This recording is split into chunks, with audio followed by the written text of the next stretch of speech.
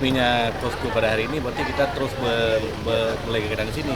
Jadi dalam waktu yang tidak lama lagi ini akan diadakan LT1. LT3 ya, LT3. Ini mungkin dalam minggu kedua ini. Langsung ke LT3 yang dihadiri oleh semua di Aceh Barat. Nah, adik-adik pramuka sendiri nih, sekarang berapa dari jumlah dari ini? Hitung aja jumlah sekolah. Jumlah sekolah Kita kali 40. ya, Satu sekolah 40 orang. dan pikiran hampir 200 orang. Enggak lah, itu untuk tingkat sini.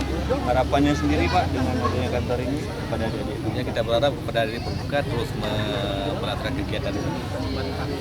Jadi terus kegiatan-kegiatan Pramuka sesuai dengan skedul yang telah ditetapkan.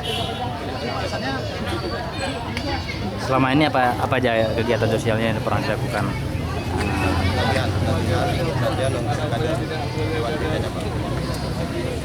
Kalau untuk ini masyarakat sendiri, Masyarakat kita ada gotong royong bakti masyarakat, kemudian perbaiki jalan, perluasan jalan, buat terendam, kemudian ada pembersihan di masjid-masjid, Pak Rondeng, di Masjid Agung kita ada pembersihan sampah. Itu semua program yang didukung oleh Badan Pramu, didukung oleh Kepala Dinas Pendidikan, didukung oleh semua unsur bisnis.